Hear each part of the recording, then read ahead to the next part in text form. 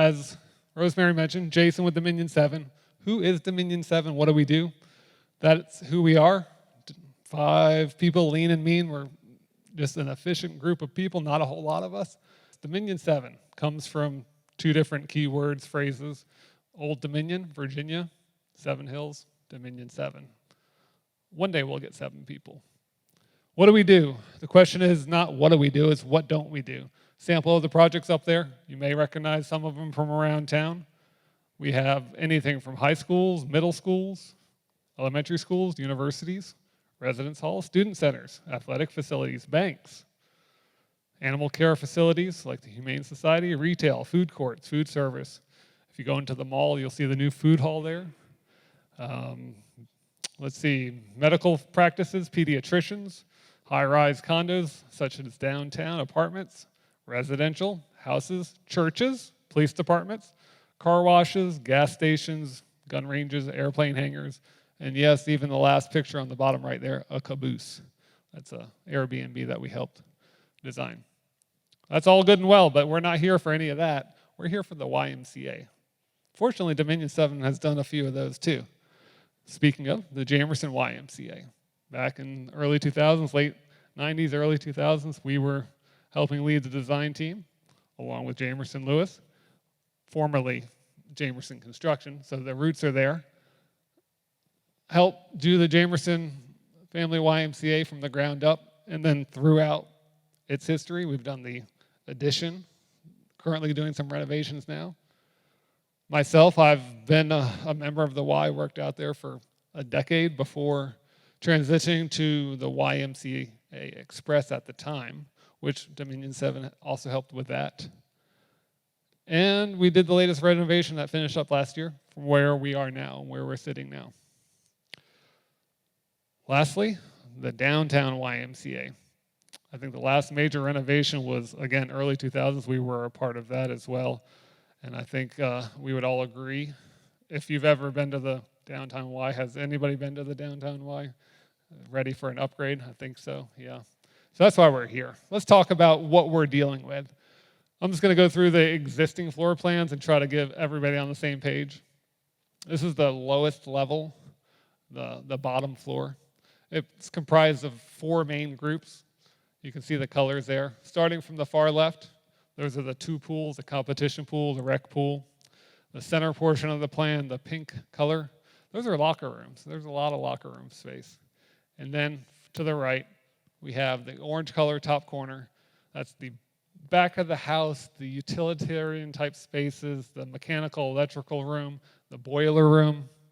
And I'm going to mention that later on, so just keep a dog ear this and remember the boiler room top right corner. And then bottom right corner, this is where I've spent time at the downtown, is the weight room, strength and conditioning. It's a very dark place, almost kind of dungeon-esque. Middle floor, this is where most of you will come in, the main entry. You come off Church Street, walk up the steps, enter into the long corridor there, the lobby, the check-in. To the south of that, you have your administrative area and the child watch there up front. To the north of that, in the green areas, to the right we have the teen center, and then the balance of the wellness component where you would have the cardio and the selectorized type of equipment.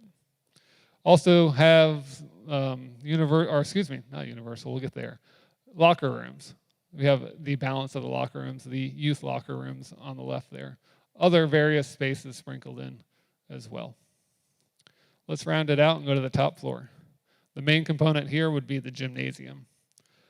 Another challenge, impediment, is circulation around the upper floor. There's no way to get to the lavender purple area, the main multi-purpose studio, without going through the gym unless you come in the rear. So you have the studio space, you have the gymnasium, and then you have racquetball courts on the left there, and then on the lowest part of the plan, we have the old racquetball courts, and that are used for like CrossFit is kind of how I term it, functional fitness type activities. Not to forget, at the very north is the cycling as well.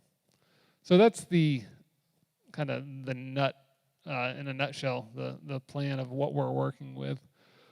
So what have you guys seen, or where have we been already? 3 or 4 years ago, a national YMCA consultant, their name is Grow, came and became involved and came up with this schematic and this concept.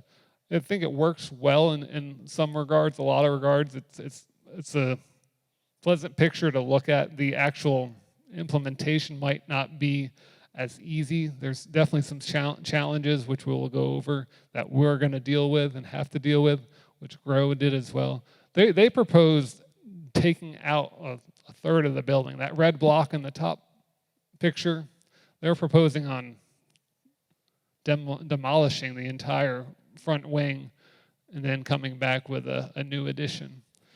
Some of the challenges were the how you access the building with the current topography. You see Church Street looks pretty flat there. We all know Church Street is not that flat. And then another driver was cost. It's a great looking building, but with that comes cost, and we'll talk about that as well. So rather than try to push this design, which had some pros and cons, we decided to hit the reset button. And this was early 2023. The YMCA came up with a group of people in Dominion 7 and Jamerson Lewis. We came up with a cohort that went across the nation. You'll see the locations there where we visited the different YMCAs. And the intent here was to figure out what were some of the new trends or some of the things that worked well in some of the newer facilities and things that were being phased out as YMCAs were to evolve and become more current. And within the spaces, we went up to Rochester, Nashville, Charlotte, and a couple places in Philadelphia. So that's kind of the exploration, the fact-gathering part of the design process. If we go to the next slide, this is where the true design process really starts, with the first step being programming. We talked about what's it like maybe to be an architect. I'm curious, what's it like to be other profession, other careers? Maybe where would I be if I was not an architect? I've always had an interest in the culinary, being a chef, I don't know, cooking, whatnot. So let's see if we can mix, and this is, you're gonna have to go with me here. It might be a little bit of a stretch, but we'll see how we can mix architecture and cooking, preparing a meal. So that's what we're gonna do. I don't know if you guys have any favorite celebrity chefs. There are few. There are many out there. I'll go with Gordon Ramsay. He's maybe not liked by some, but you guys can go with maybe Julia Childs or Rachel Ray. So here is this is our recipe, the beginning of our recipe. First thing we need to do is come up with a list of ingredients. And what does that mean? Well, that means identifying spaces that we want in this new building, in this new facility. We usually propose it like this: pretend that it's Christmas and come up with a wish list. Don't limit yourself. So you come up with these different items, and you can create a list in a verbiage form, in a text form, and then you start to assign those different pieces and parts space, an actual spatial volume. And that's what this portion of the design process is: the space programming, space needs assessment. We divided the building the program into 11 different departments, different groups. And within those groups, we've itemized different pieces and parts and gave them space and square footage requirements. And so that allows you to take basically a tabulation of what you want, how big it's going to be, and add it all together. And then in the column somewhat in the center of the spreadsheet there, you see the existing facility. So that's how much space we have to work with. And as we're tabulating all of this together, I know how much space we have to work with. I see this number growing and growing. I'm like, there's no way we're going to be able to fit it in the existing space. But lo and behold, after all is said and done, you have 55,000 square feet and change of the existing building. And with the magic wish list, we have 58,000. So there's a discrepancy of about 3,000 square feet. So going back to the cooking analogy, we now know how big our pot needs to be to fit all of these ingredients into. And there's a fighting chance that we can do it. Now, if we were building a brand new building from scratch, that would be pretty easy to do because you have a lot of flexibility. You can put things where you want them and don't have to really worry about or work around other things and existing conditions. Well, unfortunately for this project, we don't have that luxury. We have lots of different impediments, lots of different challenges, as we already talked about, and we'll discuss more. I think one of the biggest ones I noticed in my experience working downtown is if you go downtown, have any of you guys ever gotten lost in that building? It's a tough building to navigate with the different levels and the different number of staircases and how to get from point A to point B. Not only is it hard to get around, but it's a very compressed building. What I mean by that is the floor-to-floor heights in the building are very shallow. The height from one floor to the next floor could be as small as 10 feet, as little as 10 feet, maybe 11 and a half in a greater situation. And if you compare that to a more modern building, you're typically floor-to-floor in a commercial building is 14 feet, sometimes 15 feet. So the space that we have to work with vertically in our existing building, it's not a whole lot. So it's kind of tight. So that's one thing that we're going to have to mitigate. The number of floors, not only are they short and squatty, but there are a lot of different floor levels. If you went and kind of walked through the building and you count each floor level transition that you go to, you're going to end up transitioning to 17 different levels. You think about the overall plan. You go, oh, that's a 3-story building. Yeah, it's a 3-story building broken into 17 different parts. So it's kind of convoluted in that way as well. There's an existing structural system. As we work through the plans, as we go through the next couple slides, you'll see these little red dots. Those are indicating columns, structural columns. So we have to work around the existing structure as well. So yeah, you might want a room to go right here next to this room, but well, there's 4 columns in the way, so we have to compromise a little bit there. I was talking to a gentleman before we started this evening, and we were talking about parking. Parking is a challenge. Unfortunately, there's no silver bullet to solve the parking issue, but we'll get there. And we talked about earlier, the ingredients don't all quite fit into the pot, as perfectly as we would like. So we'll have to navigate that challenge as well. And finally, and what we'll talk about towards the end is the cost. Are we going to be able to make all this good stuff be cost effective, something that we can afford? So I'm going to start showing you actual graphics and plans and how things would lay out, but I want to kind of put this caveat out there. We are still early on in the design process. Yeah, we have some pretty pictures and we have some floor plans, but nothing is set in stone. It's going to probably vary some.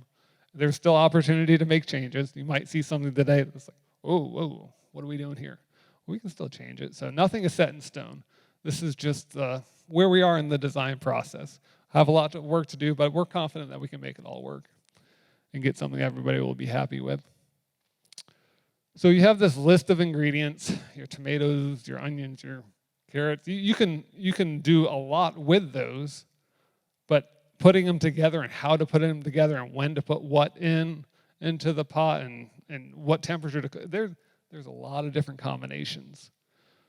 You can see we went through a lot of different iterations and different various schemes of put this space here, no, we're going to put this on the 3rd floor, no, this is going down on the 1st floor.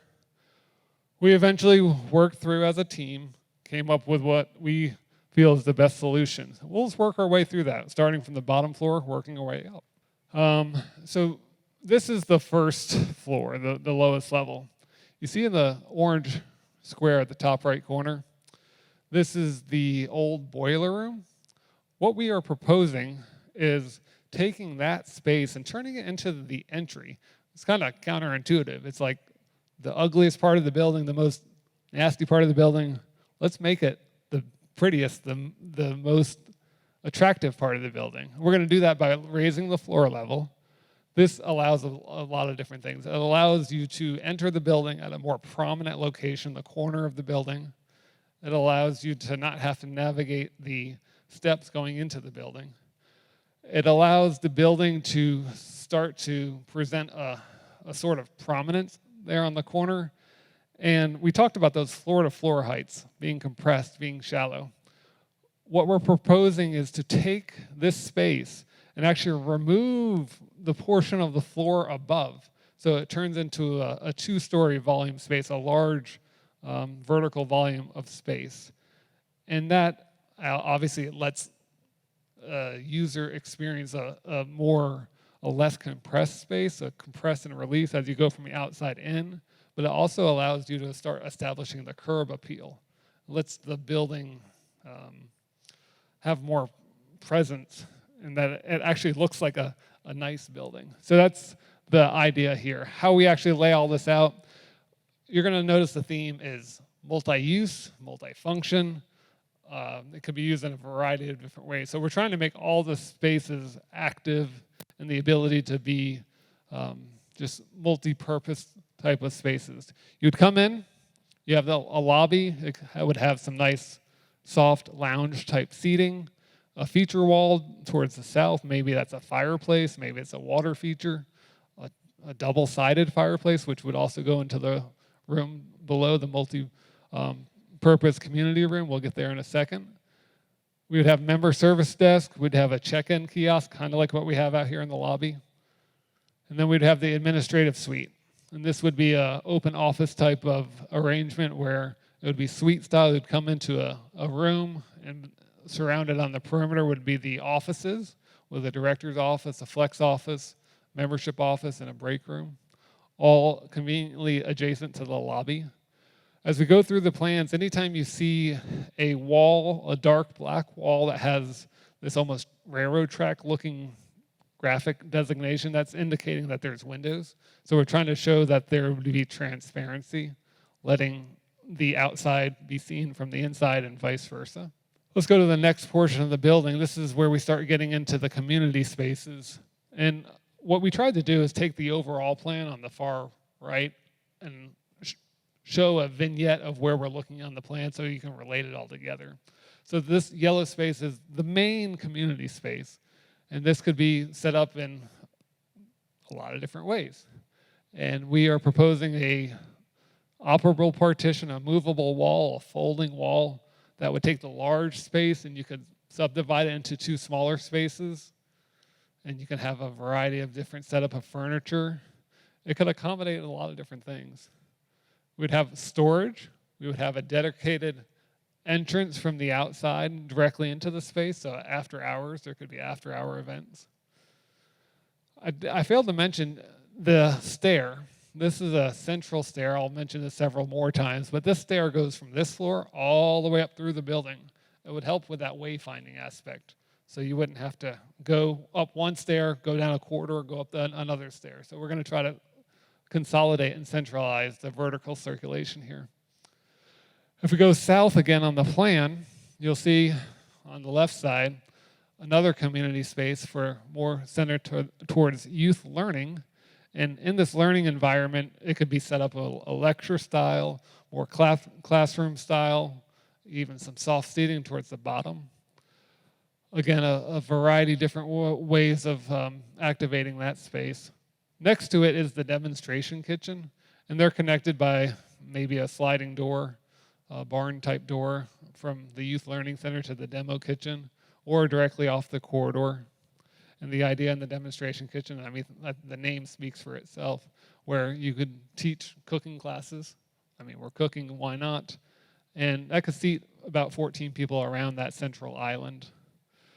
We have across the hall toilets that would serve all these community spaces. And then towards the south, the bottom corner there is esports, and this was somewhat new to me, electronic sports. And the intent here is to have gaming consoles, whether via PC or actually video game consoles. And this seemed to be a trend in some of the YMCAs that we were visiting, where You would come in and you could either watch your friends play or play on these gaming consoles connected to other multiplayers around, and that the whole 9 yards there. If we start working our way, or actually we're going to go back up towards the main entry. This T blue shape here, that's the child watch. We decided to locate this here, or locate it in this area, a couple of reasons. One, it near the front entry, so ones with kids and the parents could come and drop their kids off rather quickly and efficiently, but still it's kind of off the beaten path, kind of tucked in the corner for a safety aspect. You'd come in, you have the counter where you could check them in, some storage there, some stroller parking, and then the actual child watch area is broken into 3 areas. It has the infants on the right there, the toddlers, and then the adventure space. That's for your older kids, maybe 5 to 12 years old. Think of the American Ninja Warrior type setup with the different pieces of equipment and apparatus that they could climb on, jungle gym type thing. And there's a dedicated toilet there in the corner. And you start seeing that central stair again. So that's kind of at the pinwheel center of all these activities. So if we go down towards the locker rooms, and the trend in the YMCAs that were explored and studied were to have, rather than the more traditional male and female locker room, dedicated locker rooms, this is a universal locker room. Now, let me try to explain this the best that I can, that we all can be on the same page. This doesn't mean that everyone is all in the locker room at the same time in a locker room environment. Basically, it's a common space indicated by the green corridor that has all these private rooms off this circulation path. And these are individual toilet rooms that have a toilet, a sink, and then you see those rectangle squares. Those are intended to be showers. That's the graphic symbol for a shower. So it would be almost like your family restrooms that you see around when you're going in stores, where you would have a lockable door. You could go in and close it, lock it. You could change, you could shower, do what you needed to do. And then the lockers themselves, that's what's in the common space. So when you say a universal locker room, the privacy concerns are a lot less. It's actually almost even better than the general locker rooms that are in the downtown configuration now. You have a more intimate and even private space to change, then come out and use the lockers. In the existing YMCA, there's 500 lockers if you were to count and inventory them all. I think it's safe to say they're not all utilized, so there's maybe a little bit of overkill there. The blue square or rectangle down at the bottom, that is, we talked about the boiler room being relocated. So that's where all the utilitarian, the MEP, the service type spaces have been relocated to. The advantage here is this is below the old racquetball court. So a portion of this space is already built. We just have to add the walls. And then if we go to the next point here, and it's the aquatics, it's the pools. You have your rec pool, competition pool. Not a whole lot is going on here as far as reconfiguring. We're going to get rid of the storage sheds that's on the pool deck now and consolidate that into a dedicated pool storage, have a dedicated aquatics office, a steam room, a sauna room. That's what you kind of see there in the small pink squares, a rinse shower. I will have to say that this is not existing. This would all, that small rectangle would all be a new constructed area. Okay, so there's a highlight of the steam room and the shower, or the rinse shower. So that's the bottom floor. Let's go to the middle floor. This is, compared to what if you can recall the existing conditions, the middle floor, this is a much more wide open space. I'll start with the top right corner. That's where we have that multi-story volume, and that's where you would be able to look down into the lobby. So when you come in the lobby, you can look up to this area, or from this area, look down. And this is the wellness area, the cardio, the selectorized, the weight room. So we're getting out of the dungeon of the weight room up into an area that has more open feel, more access to windows and natural light, again, having that visual connection to the outside. This is a sample layout, as I said before. This is nothing set in stone, but just showing what kind of equipment could fit in there. Just looking outside, we have the central stair that comes through the building. So you could start from the bottom floor, go up to the wellness area, come out again to another set of universal locker rooms. This is stacked on top of the one that was on the floor below.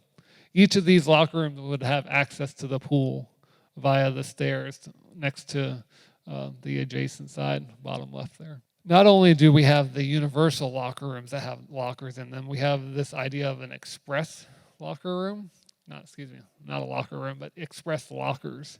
And this is for the member or the patron that comes and doesn't need to actually change or shower. They can just come and drop their stuff off and then go do what they need to do, go work out, and then come and then pick their stuff up when they're done. So this is not actually in a locker room setting. This is just along the corridor and through the circulation space that you can do a quick drop and go and then get to where you need to be.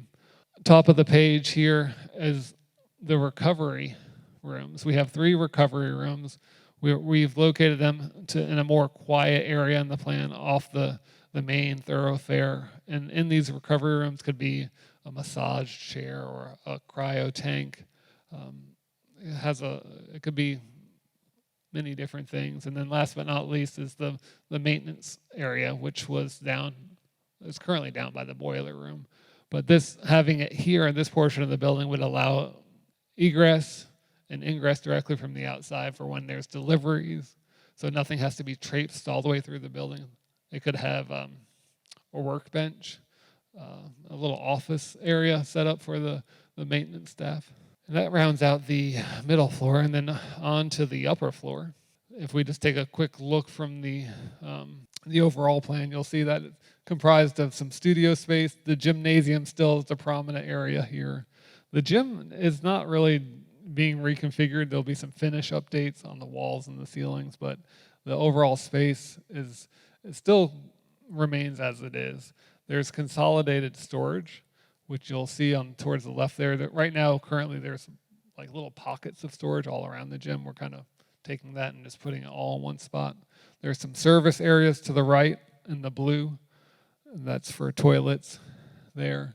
We still have an elevator that runs up through the building next to the central stair for that vertical circulation. Another big component is just getting, like I mentioned before, a circulation around the gym. So now we have a corridor that will allow you to get to these 2 different studio spaces and the racquetball without having to walk through the gym. If you draw a line from where the central stair is, the left side, the back of the central stair, from the specialty studio down to this functional fitness area, and then to the right, all of that area is currently just roofed up. So that differential of 3,000 square feet that we need to make up, that's going to be a new addition. That's going to be new construction built on top of the roof. So we'll discuss that further. William will mention that, but just keep that in mind. So that's where we're making up the square footage. So this would be a new studio, brand new construction. It'll kind of mimic the current studio. It's going to have some beautiful views out the windows overlooking the city. Storage down south, planned south with cubby storage. It'll be a nice space. And then between the 2 studios, we'll have this transition space. This will allow people to wait for their class to start, or after their class, maybe they need a spot to stretch, or just hang out. And it's going to be another nice space with the windows up north looking out over the city. And then this would support the studio to the left. And that's another studio that's an existing studio that's there today, one of the nicer spaces in the existing building. And you'll see that there's transition space created below that one too. So each studio has transition space, storage for the mind and body. And then there's the 2 racquetballs that remain. And then we have a group X coordinator's office, so a group exercise office. The coordinator would be there. We have the functional fitness area. That's your CrossFit, different apparatus, different routines that could be done there. And the special thing about this area and the next area that we're going to talk about, they have access to the roof terrace. That's the white rectangle. And this is an open air, open to above, that if it's a nice day, they could go out and do their routine and exercise outside. And then if we go north, that's the multi-purpose room, yet another community space. This one might be more internal for internal operations, but it could be used for whatever. They would also have access to this roof terrace that would be assessed below down south there from there. Could be set up in a variety of different ways. Has a nice window out there towards the Church Street on the right there. Central stair again runs up and down through the building. And what we have in the balance of the third floor is the teen space. This is like a lot of the other community spaces. It could be set up however you guys wanted it, whatever was needed for the activities going on there, different furniture arrangements. It would have a dedicated office. It would have a toilet. It would be located next to the art center. And the art center would be able to be accessed from the teen space. We're showing a garage door, an overhead door there, just, garage doors are kind of cool sometimes. And then, or it could be accessed from just the main circulation corridor as well. Have a private entry. So that's all three plans.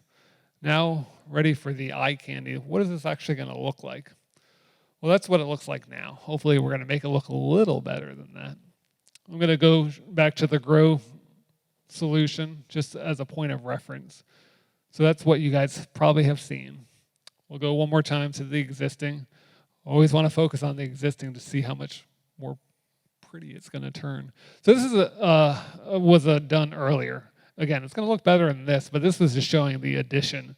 A very cost conscious idea. If we just did the addition and nothing else, that curb appeal is still not there. So let's go back to the existing and let's start looking at what I mean by curb appeal. It's just a whole different building when you start adding that volume, that space, that verticality. And we add some materials, start showing what the glazing and the glass could look like. There could be a couple, once you get the massing set, the veneer, you could do endless things with that. This is showing painted brick and metal panel. And then we're going to look at a wood option. Some more perspectives of what the entry would look like as you were entering the building. I mentioned several times about this 2-story volume. You can see here how you would be able to look onto the wellness area from the check-in and the entry. And then you can do the same and look down below. We have an animation that will show you what the approach would look like from Church Street. Parking, parking, parking. That's the broken parking garage there. It doesn't look so broken in the rendering, but yeah, it's definitely broken. So try to figure out a good solution how to solve the parking issue.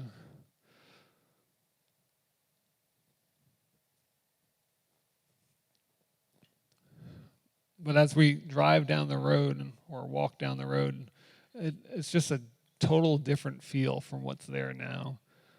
It's a building that makes you want to go in and check it out and see what it's all about. As the animation finishes, you'll see the roof terrace where you can enter from the functional fitness or that community space there. So it looks great. I had the easy job of showing what it could look like in the pretty pictures. I'm going to invite William Cook up from Jamerson Lewis. He's got the more difficult job to talk about the cost. We have been lucky to work with Dominion 7 and the YMCA over the last year and a half in helping develop the building and the images that you guys just saw. It's an exciting project to think about how we can transform the downtown Y. The questions that we're asked along the way as the construction manager is, how much will it cost and how long will it take to build? We were brought on, Jamerson Lewis Construction was brought on about 18 months ago through a competitive construction manager at risk proposal process.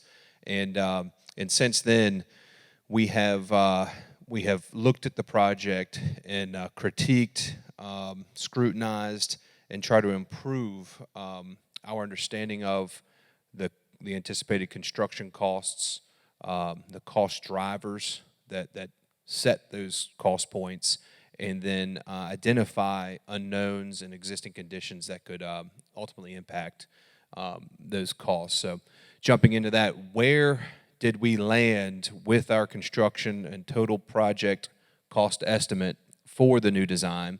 The answer is just under $17 million. If you look at the bottom line there in green, it's $16,969,000 for 9,950 gross square feet of new building and roughly 50,279 square feet of existing building renovations. Bringing that total to about a 60,229 square foot building. So the square footage is similar to what Jason presented. What we're renovating versus what existing is where that varies. But breaking those costs down, understanding what is in that $17 million. First, we have the top line item, an enabling work and utility relocation of $1,471,000. That work has to happen to enable the additions and renovations, to allow us to utilize that lower corner on the closest to the headquarter building along Church Street as the new main level entry point. All those utilities have to be relocated. We build the mechanical electrical room addition over underneath the new teen center and get all that relocated. In the process, though, we improve infrastructure.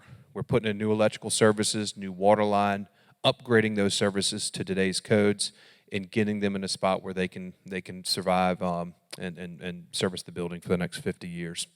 Next, we have the renovations, just over $7 million for those. Building additions, we've estimated to cost just over $3.5 million. The pool additions and renovations, $668,000. Those four items really comprise our construction costs.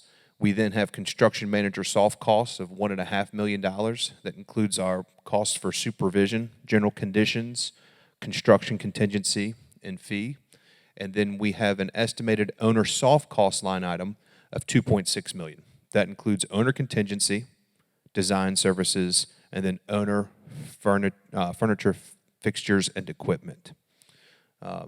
So that comprises our new total program estimated cost of $17 million.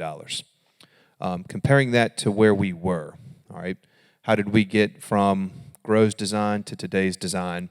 And you can see here in the far right-hand column, Grove's design, we did a cost estimate of it on October 7th of 2022, and that came to $19.7 million. The line item costs are all broken down to give you an idea as to what's changed, where that money went, where it was moved to. But at that moment, we immediately realized we had a major cost issue. And all of our efforts went from how do we advance the project forward to how do we get our hands on cost, how do we reduce cost, and how can we still maintain program to the best of our abilities. We use the term value engineering. However, I think in this instance, we more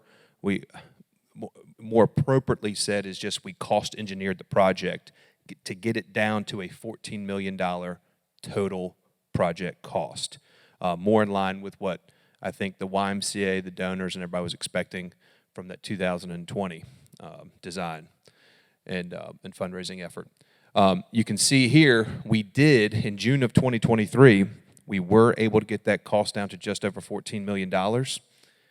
However, once we had the cost information and we were able to look at what the building was going to look like and the programming that was going to be facilitated by that new building, and we just had a real hard truth that it wasn't hitting the mark in terms of community impact and programming. Not enough improvement was going to be provided to the downtown Y with that project. After that realization, Dominion 7 started that intense redesign effort that Jason walked us through to backtrack, start from scratch, and reimagine everything that this Y needed to do, which brings us to our October 16th, 2023 cost estimate of $17 million. So what's in these costs? A few specific items that are included or excluded. We have, next slide, please. We do not have any parking garage or parking improvement costs included, and we do not have a new elevator. The parking garage and parking improvements, we can discuss separately. However, the elevator, it's 20 years old. It really just needs new controls and make sure it can interoperate with our new fire alarm system. We've assumed that existing structure and soils will be suitable for the additions. We've done a structural study already to confirm that the existing structure can handle the vertical additions, which was excellent and a big reason for our cost savings. And then we are assuming that the HVAC systems for the gym, racquetball courts, studio, and pools are fine as is. However, through this study, we are seeing that we really need to continue to do a more thorough end-of-life cycle study on all these elements, because now will be the time to change them, improve them, replace them if that's necessary. Moving into some other cost items. We're at a point now where we know what the building needs to look like and we know the cost. The question that we have and the Y needs to look hard and answer is, do we shut down the Y completely for the renovations, or do we do a phased approach that maintains partial occupancy and function of the building?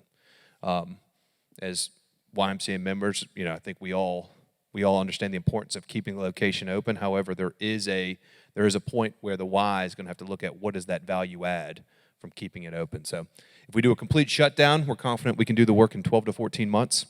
If we do a phased approach, we feel 16 to 18 months is going to be needed for construction. Some long lead time items. So how do we get from here to construction? We've identified several things that we know are going to take a long time to get our hands on. Our electrical switch gear, that new electrical service, is going to take over a year to get from the day it's ordered. Our new boilers for the pool, are going to take 4 to 5 months. Our HVAC equipment, depending on the package and the element, could take 8 to 12 months to get. And all this, none of that can be ordered without us completing our design to a certain level, which means we need to order all this about 6 months prior to starting construction and have another 6 months in advance of that to actually start and complete the design to where we know what we need to order. So moving on to schedule, we've had, with every iteration of the cost, we've also had a new iteration of the schedule. And what's not changed is we're basing our construction schedule off of that 16 to 18 month phased approach. Pre-construction is really the duration of that is what's changing for us. Here we show a original project schedule where construction was going to start here in February of 2024 and be complete in July of 2025. With our October 2023 estimate, we proposed an updated schedule of starting the work in summer of 24 and having the job complete by the end of 25. That's potentially still doable, but we would really have to take fast action. With a lot of money still to raise, a lot of decisions left to be made, we're not so sure if we could really tackle the whole project that quickly. Still opportunity maybe to take on an early phase project this summer. However, what we think the most likely project schedule will be is we'll take 2024 to complete the design, release some of these long lead time items, give time to complete the fundraising, and start construction in January, February of 2025 with the completion of July 2026. Throughout the process, everybody on the team has been committed to making plans, making those plans better, and continuing to take the responsibility to deliver on our commitment to the YMCA and its members to improve this facility. So regardless of the route we go, we're committed to that, and we'll make sure we maintain that promise, that commitment. we hit on parking very lightly. I would really like to know what's going to be done about parking. At the present time, the way it is right now, I frequently can't find a parking place anywhere down there. I share in that frustration. Parking's very limited at the Y. I think with the parking garage being out of commission right now, it's taking, somewhere between 30 and 60 spots offline. We've had some discussions as to what's the next step, and I think the right person to answer that question is going to be the board, a member of the YMCA board, because there's been a lot of discussions, years and years of planning. But ultimately, you're correct. I think this expanded program will require more parking, and I think answers lie in getting the deck back up and operating, and then working something out with the city and the neighbors to find additional opportunities for that. Currently, right now, we haven't been able to put much design thought or cost effort into solving that, which is unfortunate, but it's a priority of the board. Yes, regarding the universal locker rooms, you have those on 2 levels. How many are there in total? And are you comfortable that that's enough in busy times? That's a great question. So, first part, to answer the question, how many are there in total? We have 10 to 12, and there's some flex on each level, so that brings it to 20 or 24. We worked with the staff and looked at the existing membership and did some analysis, and we feel like that was the right number based upon influx. Now during times of peak, whether it's a swim meet, sure, you might have to wait a minute or two, but for the 90% of the other time, we feel like that would be the adequate number. Still, as I prefaced before, nothing is set in stone. If we need to take that step further and do some more analysis and look at the numbers more, we have an option to add more, or take them away if that's the way it turns out too. How much of the current budget has currently been raised? How much of the budget is currently being raised? That's a question that we can't answer. We know that there is some money ready, but to that extent, that's a question probably for the board. So we currently have 8.2 in pledges that have been made, and we currently have 4.5 million in the bank. So we've raised half of what has been pledged and half of what we need.